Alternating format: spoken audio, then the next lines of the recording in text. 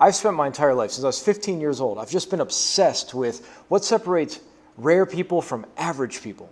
And average people, to me, there's nothing wrong with that, but rare people are those who really max their life out on all levels. They do it emotionally, spiritually, physically, financially. They're just interested, even their hobbies. They'll have these really interesting hobbies, and they want to become maybe not world-class, but expert in a lot of different things. They have these minds that are always searching the world for new things to find, to engage in and learn about.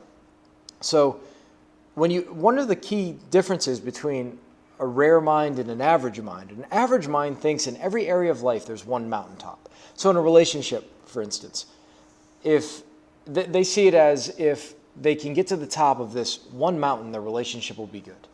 Just climb that one peak, everything's fine. Rares, on the other hand, see mountains forever. They get to the top of a mountain and they see more mountains in the distance. They know life is the climbing. Life is getting to the top, celebrating it, and then starting a new climb. In a relationship, it's meeting the person, it's having a great beginning of a relationship, the honeymoon period, and then it's what's next. How do we evolve the relationship next? How do we climb the next mountain? How do we do that? Is there a trip we can go on? Is there an experience we can have together? How do we keep going to new mountaintops? Average people think there's one mountaintop, we get it, and then everything's fine. There's stasis, there's equilibrium. We'll be fine from here on out. But rare people love the climbing. They understand that life in general isn't terminal. There's no terminal points. Maybe, perhaps if you become enlightened and you enter into the self or the present, something like that. Maybe then, but even beyond that, I think there are more mountains beyond that possibly. But anyways, we don't know, there's an infinity of divinity. So we can go even deeper into the essence, so to speak. So there's mountains forever, and rare people love that. Average people see that and they go, oh my God, I just climbed this mountain. I don't want to do that again. Rare people get excited to climb these mountains. They get excited to go up, and as they get good at it, you almost start to float up these mountains. You start to levitate. The climbing gets easier, and when it's hard, you actually like it. It makes you feel alive. Average people get really weighted down by the thought, just the thought of climbing. They look at the single mountaintop, and they think they can't do it. And they'll pack it in, they'll give it up, or they'll settle for somebody who wants to live at the base of the mountain with them. They'll find a job instead of starting their own company.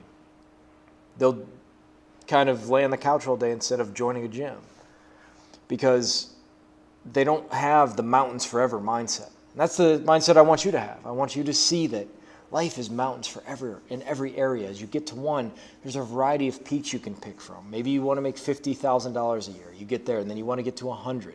Then you want to get to 200. And then maybe you get to $1 million a year, something like that. It doesn't mean you have to go for 2 million. It means maybe you're at $1 million and you have a good income.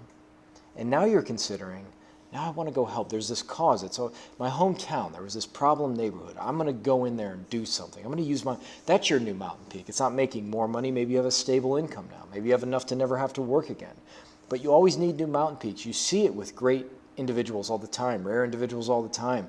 They sell their business, and then Bill Gates is a perfect example. Builds his company up and is at the peak of the world, and then there's another mountain. What's that mountain? It's curing some of the world's worst diseases.